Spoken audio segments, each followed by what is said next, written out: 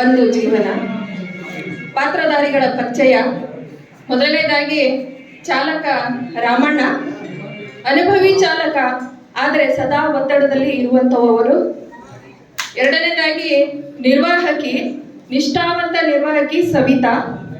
ಮೂರನೇದಾಗಿ ಘಟಕ ವ್ಯವಸ್ಥಾಪಕರು ಹಾಗೂ ಡಾಕ್ಟರ್ ಪಾತ್ರ ನಿರ್ವಹಿಸುತ್ತಿರುವವರು ಅಜಿತ್. ದಕ್ಷ ಪೊಲೀಸ್ ಅಧಿಕಾರಿಯ ಪಾತ್ರ ಮಾಡ್ತಿರುವವರು ಜಗದೀಶ್. ಯುವ ಉತ್ಸಾಹಿ ಬೈಕ್ ಚಾಲಕರಾಗಿ ಪಾತ್ರವನ್ನ, ಅವರ ಸಹ ಸವಾರರಾಗಿ ಪಾತ್ರವನ್ನು ನಿರ್ವಹಿಸುತ್ತಿರೋರು ಭಗವಾನ್ ಹಾಗೂ ವಜ್ರಮಟ್ಟಿ. ಇನ್ನು ನಮ್ಮ ಚಾಲಕರ ಬಗ್ಗೆ ಅತ್ಯಂತ ಕಳಕಳಿಯನ್ನು ಹೊಂದಿದಂತಹ ಸಹೋದರನ ಪಾತ್ರ ನಿರ್ವಹಿಸುತ್ತಿರುವವರು ಸಂಗಪ್ಪ. ಅಪಘಾತ ಇದು ಆಕಸ್ಮಿಕವೇ ಅಲ್ಲ, ಇದು ನಿರ್ಲಕ್ಷ್ಯದ ಫಲ, ಅತಿ ವೇಗದ ಪ್ರತಿಫಲ, ಒಟ್ಟಾರೆ ಸಂಚಾರಿ ನಿಯಮಗಳ ಉಲ್ಲಂಘನೆಯ ಪರಿಣಾಮ ಅಂತಲೇ ಹೇಳಬಹುದು. ದಿನನಿತ್ಯ ಘಟಕದಲ್ಲಿ ನೂರಾರು ಬಸ್ಸುಗಳು ಶಿಸ್ತಿನ ಸಿಪಾಯಿಗಳಂತೆ ಸಾರ್ವಜನಿಕ ಸೇವೆಯನ್ನು ಒದಗಿಸಲು ಹೊರಡುತ್ತವೆ.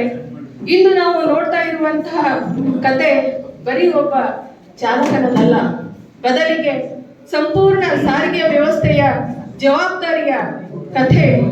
ಅಂತಹ ಒಂದು ಘಟಕದ ಚಿತ್ರಣವನ್ನ ನೋಡೋಣ ಬನ್ನಿ.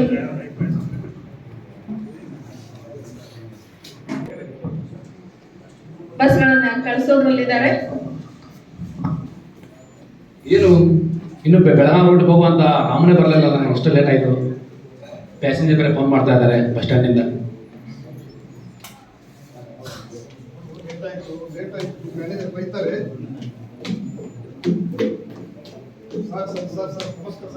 ನಮಸ್ಕಾರ ರಾಮಣ್ಣ, ಯಾಕಪ್ಪ ಲೇಟು? ಮನೆಯಲ್ಲಿ ಕೆಲಸ ಇತ್ತು ಸರ್, ಅದಕ್ಕೋಸ್ಕರ ಲೇಟ್ ಆಯ್ತು. ಅಲ್ಲಪ್ಪ ಸ್ವಲ್ಪ ಬೇಗ ಬರ್ಬಾರ್ದು, ಬಸ್ ಸ್ಟ್ಯಾಂಡಿಂದ ಪ್ಯಾಸೆಂಜರ್ ಫೋನ್ ಮಾಡ್ತಾ ಇದ್ದಾರೆ. ಇವಾಗ ಆ ರೂಟಿಗೆ ಒಂದೇ ಬಸ್ಸು, ಸ್ವಲ್ಪ ಬೇಗ ಹೋಗು. ಇಲ್ಲ ಸರ್, ನಾಳೆಯಿಂದ ಬೇಗ ಬರ್ತೀನಿ ಸರ್. ಹಾ, ಎಲ್ಲ ಕಂಪ್ಲೀಟ್ ಮಾಡ್ಬೇಕು. ಸರಿ ಸರ್, ರೂಟ್ ಎಲ್ಲ ಕಂಪ್ಲೀಟ್ ಮಾಡೋ ಗೊತ್ತಾಯ್ತಾ? ರೂಟ್ ಎಲ್ಲ ಕಂಪ್ಲೀಟ್ ಮಾಡ್ತೀನಿ ಸರ್. ಕ್ಯಾನ್ಸಲ್ ಮಾಡ್ಬೇಕು. ಕ್ಯಾನ್ಸಲ್ ಮಾಡೋಣ ಸರ್, ಎಲ್ಲರೂ ಕಂಪ್ಲೀಟ್ ಮಾಡಿ. ಆಯ್ತು, ಬೇಗ ಹೋಗು, ಬೇಗ ಹೋಗು. ಸರಿ ಸರ್.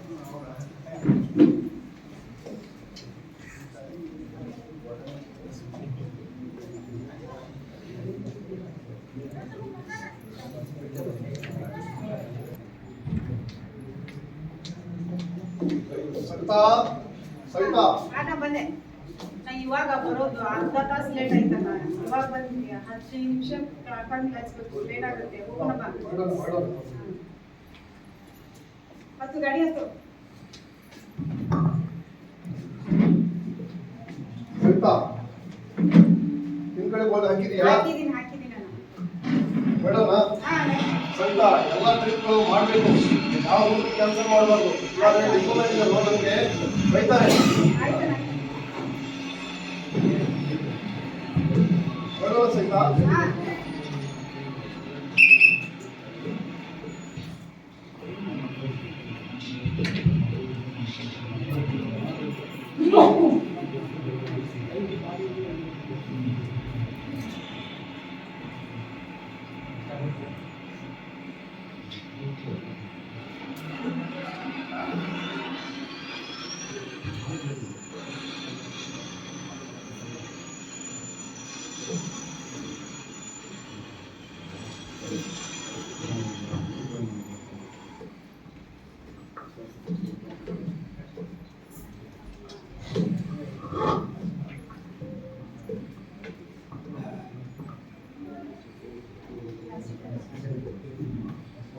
ಸವಿತಾ, ನೀನು ಪ್ಯಾಸೆಂಜರ್ ಹತ್ತಿಸು, ನಾನು ಎಂಟ್ರಿ ಹಾಕೊಂಡ್ಬರ್ತೀನಿ.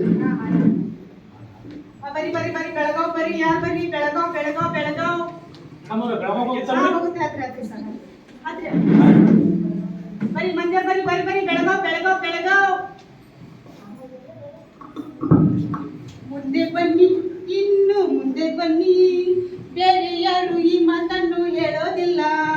ಹಿಂದೆ ಕಾಣೋ ಜನರೇ ಹೆಚ್ಚು ಊರಲ್ಲೆಲ್ಲ. ಮುಂದೆ ಬನ್ನಿ, ಇನ್ನಾದರೂ ಜೀವನದಲ್ಲಿ ಮುಂದೆ ಬನ್ನಿ. ಟಿಕೆಟ್ ಕಮಾನ್ ಟಿಕೆಟ್ ಹೇಳಿ ಸರ್, ಎಲ್ಲಿಗೆ ಹೋಗ್ಬೇಕು? ಎಷ್ಟೊತ್ತಿಗೆ ಬಿಡ್ತೀರಿ? ಟೈಮ್ ಆಯ್ತು, ಇನ್ನೊಂದು 10 ನಿಮಿಷ ಬಿಟ್ಬಿಡ್ತೀನಿ.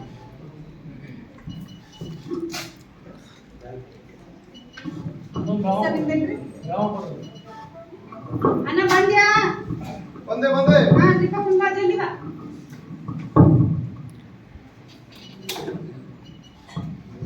ಆಯ್ತಾ? ಬೇಗ ಹಾ, ಹತ್ತು. ಟಿಕೆಟ್ ಮಾಡೋ, ಬೇಗ ಓಪನ್ ಆಯ್ತಾ? ಹಾ, ರೈಟ್.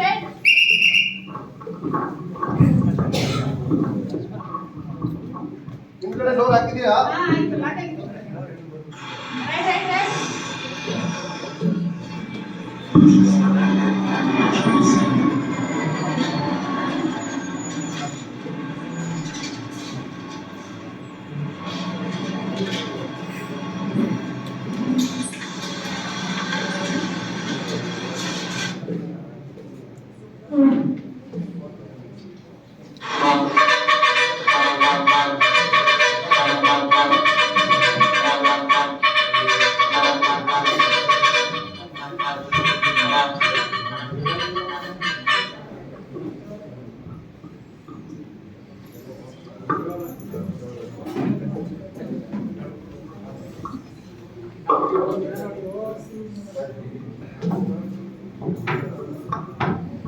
ಇದು ಬಸ್ ಬರ್ತಾ ಇದೆ. ಇದು ಅಲ್ಲಿ ಬಿಡು, ಅಷ್ಟೇ ಜಾಸ್ತಿನೇ. ಏ ಬೇಡ ಕಣೋ, ಹೆಲ್ಮೆಟ್ ಬೇರೆ ಇಲ್ಲ. ಅವ್ನು ಹೇಗೆ ಬರ್ತಾ ಇದ್ದೇನೆ. ಅಣ್ಣ, ಬ್ರೇಕ್ ಹಾಕು, ಬೈಕ್ ಅಡ್ಡ ಬಂದು ಬ್ರೇಕ್ ಹಾಕು, ಬೇಗ.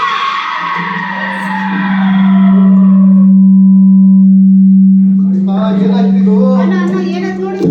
ಸರಿತಾ? ಸರ್, ಸ್ವಲ್ಪ ಬೇಗ ಬಾ. ಫ್ಯಾಷನ್ ಕರಿ, ಫ್ಯಾಷನ್ ಸ್ವಲ್ಪ ಹೆಲ್ಪ್ ಮಾಡಿ. ಹೆಲ್ಪ್ ಮಾಡ್ಲಿಕ್ಕೆ. ಏನು?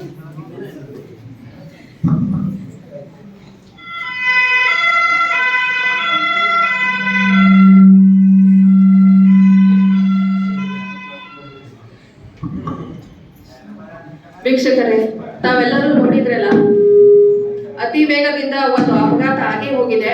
ಈಗ ಗಾಯಗೊಂಡ ಪ್ರಯಾಣಿಕರನ್ನ ಆಸ್ಪತ್ರೆಗೆ ಸಾಗಿಸಿ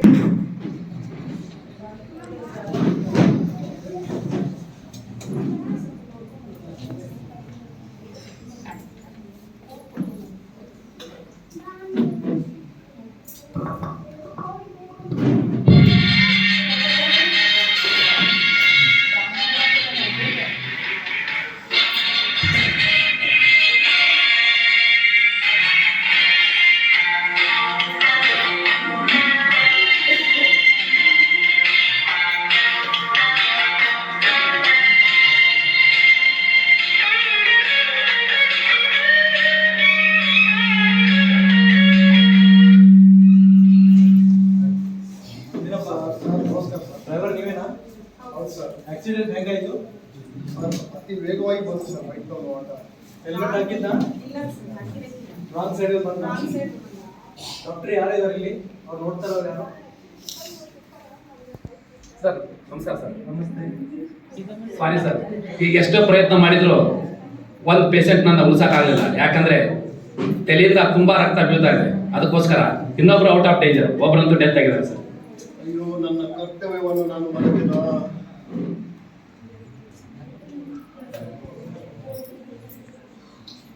ತೀರೋಗಿರೋ ಹುಡುಗ ಆ ತಂದೆ ತಾಯಿಗೆ ಒಬ್ಬನೇ ಮಗ. ಈಗ ಆಗ್ಬಾರ್ದು. ಅವ್ರ ತಂದೆ ತಾಯಿ ಕಷ್ಟನ ನೋಡಕ್ ಆಗ್ತಾ ಇಲ್ಲ. ಇದು ಕೇವಲ ಬಸ್ ಡ್ರೈವರ್ದು ತೊಂದರೆ, ಇದು ತಪ್ಪಲ್ಲ. ರೋಡಲ್ಲಿ ಓಡಾಡೋ ಪಬ್ಲಿಕ್ ಎಲ್ಲರದು ಥೋड़ा ಸಮಸ್ಯೆ ಇರುತ್ತೆ. ಈ ರೋಡ್ ಸೇಫ್ಟಿ ಬಗ್ಗೆ ಪಬ್ಲಿಕ್ ಎಲ್ಲ ತಿಳ್ಕೊಳ್ಳುವಂತ ಅವಶ್ಯಕತೆ ಇದೆ. ಇದು ಅವರಿಗೆ ಒಂದು ಸಭೆಯನ್ನ ಕರೆದು ಅವರಿಗೆ ನಾವು ಚರ್ಚೆ ಮಾಡ್ಬೇಕಂತ ಅವಶ್ಯಕತೆ ಇದೆ. ಹೌದು ಸರ್, ದಿನಾಲೂ ನಮ್ಮ ಆಸ್ಪತ್ರೆಯಲ್ಲಿ ಇದೇ ತರ ಪೇಷಂಟ್ಗಳು ಬರ್ತಾ ಇದಾವೆ.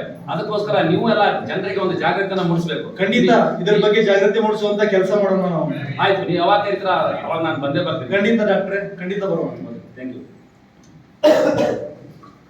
ಅಪಘಾತ ಸಂಭವಿಸಿದೆ, ಒಬ್ಬರ ಜೀವ ಹಾರಿ ಹೋಗಿದೆ. ಆ ಜೀವವನ್ನ ಮರಳಿ ತರೋದಕ್ಕೆ ಯಾರಿಗೂ ಸಾಧ್ಯ ಇಲ್ಲ.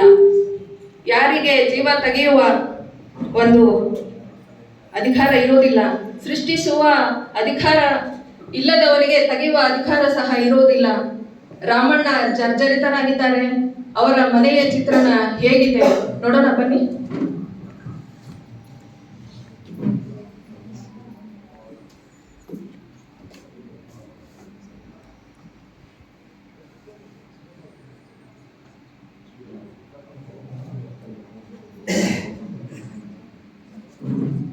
ಅದೆಲ್ಲ ಬಿಟ್ಟಿದ್ಯಾ ಆಗಿದ್ದಾಗ ಒಂಚೂರು ಇರ್ಲಿ. ಏನು ಬಸ್ ಓಡಿಸೋದು ಬೇಡ ಅಂದಮೇಲೆ ಮನೆಯೆಲ್ಲ ನಾವು ನೋಡ್ಕೋತೀವಿ. ಬಸ್ ಸ್ಟಾಪ್ ಮೇಲೂ ಕೂಡ ನೀನು ಬಸ್ ಓಡಿಸ್ತೀಯಾ ನೀನು? ಬರೀ ಚಾಲಕನಾಗಿರಲ್ಲ ಈಗ, ಬಸ್ ಚಾಲಕನಷ್ಟೇ ಅಲ್ಲ, ಒಂದು ಜೀವ ಉಳಿಸೋ ಚಾಲಕನಾಗಿರ್ತೀನಿ.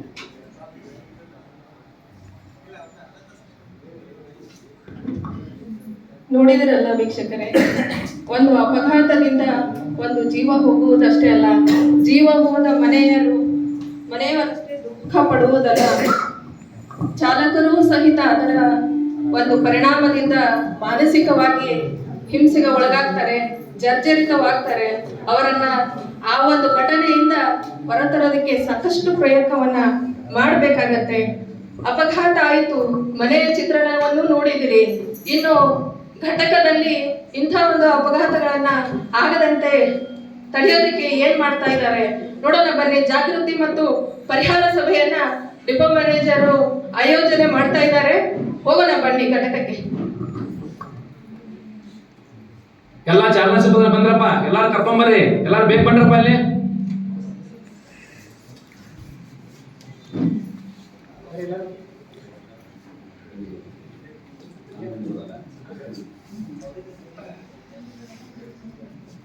ನೋಡ್ರಪ್ಪ, ಇವತ್ತು ನಿಮ್ಮನ್ನೆಲ್ಲ ಕರೆದು ಸಭೆ ಮಾಡಿಸೋ ಉದ್ದೇಶ ಏನಂತ ನಿಮಗೂ ಗೊತ್ತೇ ಇದೆ. ಮೊನ್ನೆ ತಾನೇ ರಾಮಣ್ಣ ಒಂದು ಅಪಘಾತ ಮಾಡಿ ಏನೆಲ್ಲ ಅನಾಹುತ ಮಾಡಿದ್ದಾನೆ.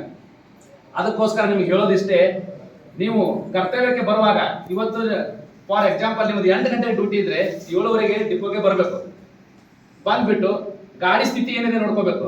7:30 ಬಂದ್ಬಿಟ್ಟು ಈಗ ನೆಕ್ಸ್ಟ್ ಹಿಂದಿನ ದಿವಸ ಒಬ್ಬ ಡ್ರೈವರ್ ಆ ಗಾಡಿ ಬಿಟ್ಟು ಹೋಗಿರ್ತಾನೆ, ಅದು ಯಾವ ಸ್ಥಿತಿ ಇರ್ತದ ಈ ಡ್ರೈವರ್ ಗೊತ್ತಿರಲ್ಲ. ಮೊದಲು ಬಂದ್ಬಿಟ್ಟು ಅವ್ನು ಡೀಸೆಲ್ ಹಾಕಿದಲ್ಲ ಅದನ್ನ ನೋಡ್ಬೇಕು, ಆಮೇಲೆ ಅವನು ವಾಹನ ತೊಳೆದ ನೋಡ್ಕೋಬೇಕು, ಡಿಪೋದಲ್ಲಿ ಒಂದು ರೌಂಡ್ ಹೊಡಿಬೇಕು, ಬ್ರೇಕ್ ಸರಿಯಾಗಿ ನೋಡ್ಕೋಬೇಕು. ಅಲ್ಲಿ ನಮ್ಮ ತಾಂತ್ರಿಕ ಸಿಬ್ಬಂದಿ ಇರ್ತಾರೆ, ಅವ್ರ ಕಡೆ ಹೋಗಿ ಬ್ರೇಕ್ ಸರಿ ಮಾಡ್ಕೊಂಡು ಆಮೇಲೆ ನೀವು ಕರ್ತವ್ಯಕ್ಕೆ ಹಾಜರಾದ್ರೆ ಈ ರೀತಿ ಅವಘಡ ಆಗೋದಿಲ್ಲ. ಅದನ್ನೆಲ್ಲ ಬಿಟ್ಬಿಟ್ಟು ಮನೆ ಸ್ಟೆನ್ಸ್ ಎಲ್ಲ ತಂದು ಇಲ್ಲಿ ತಗೊಂಡ್ಬಂದು 8 ಗಂಟೆ ಡ್ಯೂಟಿ ಬರೋದು ಬಿಟ್ಟು 8:30ಗೆ ಬರೋದು, ಹಾಗಾದ್ರೆ ಇದೇ ರೀತಿ ಆಗೋದು. ಅದಕ್ಕೋಸ್ಕರ ನಮ್ಮ ಸಂಸ್ಥೆಗೆ ಎಲ್ಲ ಕಡೆಯಿಂದ ಒಂದು ಯಾರಾದ್ರೂ ಒಂದು ಮಾಡಿದ ತಪ್ಪಿಗಾಗಿ ನಮ್ಮ ಸಂಸ್ಥೆಗೆ ಕೆಟ್ಟ ಹೆಸರು ಬರ್ತದೆ. ಆ ರೀತಿ ಮಾಡಕ್ ಹೋಗ್ಬೇಡ್ರಿ. ಇನ್ನು ಮುಂದಾದ್ರೂ ಜಾಗ್ರತೆಯಿಂದ ಒಳ್ಳೆ ತರ ನೌಕರಿ ಮಾಡ್ಕೊಂಡು ಹೋಗ್ರಿ. ಅದಕ್ಕೋಸ್ಕರ ಈ ಸಭೆ ಕರೆದಿತ್ತು. ಹೌದು ಸರ್, ಡ್ರೈವರ್ ಕಂಡಕ್ಟರ್ಗಳಾದ ನಾವು ಜೀವ ಉಳಿಸೋ ರಕ್ಷಕರಾಗಬೇಕು, ಜಾಗೃತರಾಗಿದ್ದೇವೆ ಸರ್. ಹಾಗೆ ಮಾಡು. ನೋಡಿದಿರಲ್ಲ ವೀಕ್ಷಕರೇ, ಒಂದು ಅಪಘಾತ ಹೇಗೆ ಎಲ್ಲ ಒಂದು ವ್ಯವಸ್ಥೆಗೆ ನೋವನ್ನು ಉಂಟು ಮಾಡುತ್ತೆ ಅಂತ ಹೇಳಿ. ಅಪಘಾತ ಅನ್ನೋದು ಅದು ಅದರಿಂದ ಆದಂತ ಒಂದು ಹಾನಿಯನ್ನ, ತೊಂದರೆಯನ್ನ ಬಗೆಹರಿಸಲು ಸಾಧ್ಯ ಇಲ್ಲ. ಅದರಿಂದ ಕುಟುಂಬಗಳು ನೊಂದುತ್ತವೆ, ಸಂಸ್ಥೆಯೂ ಕೂಡ ಕೆಟ್ಟ ಹೆಸರು. ರಸ್ತೆ ಸುರಕ್ಷತೆ ಅನ್ನುವುದು ರಸ್ತೆಯನ್ನ ಯಾರ್ಯಾರು ಬಳಸ್ತಾರ ಪ್ರತಿಯೊಬ್ಬರ ಕರ್ತವ್ಯ. ಸಾರಿಗೆ ನಿಯಮಗಳನ್ನ ಪಾಲಿಸುವುದು ಆಗ್ಲೇಬೇಕು. ಒಂದು ಅಪಘಾತದಿಂದ ಆಗುವಂತಹ ಅನಾಹುತ ನಮ್ಮ ಒಂದು ಕಣ್ಣು ಮುಂದೆ ಇದೆ. ಇನ್ನು ಮೇಲೆ ನಾವು ಅಪಘಾತವನ್ನ ನಿಯಂತ್ರಿಸುವಲ್ಲಿ ಸುರಕ್ಷತೆಗೆ ಹೆಚ್ಚಿನ ಒತ್ತು ಕೊಡುವಂಥದ್ದು ಪ್ರತಿಯೊಬ್ಬರ ಆದ್ಯತೆ ಆಗಬೇಕು. ಇನ್ನು ಮೇಲೆ ವೇಗವಲ್ಲ ಬದಲಿಗೆ ನಿಯಂತ್ರಣ, ಸಮಯವಲ್ಲ ಬದಲಿಗೆ ಸುರಕ್ಷತೆ. ತಿಳಿಯಬೇಕಾದ್ದು ಒಂದೇ, ಬರೀ ಕರ್ತವ್ಯವಲ್ಲ, ಅದು ಒಂದು ಜವಾಬ್ದಾರಿ. ಸುರಕ್ಷಿತ ಚಾಲನೆ ಪ್ರತಿಯೊಬ್ಬರ ಜವಾಬ್ದಾರಿ. ಸುರಕ್ಷಿತ ಚಾಲನೆ ಸಾರ್ವಜನಿಕ ಸೇವೆಯ ಶ್ರೇಷ್ಠ ರೂಪ. ಸುರಕ್ಷಿತ ಚಾಲನೆ ಸುರಕ್ಷಿತ ಚಾಲನೆ ಧನ್ಯವಾದಗಳು.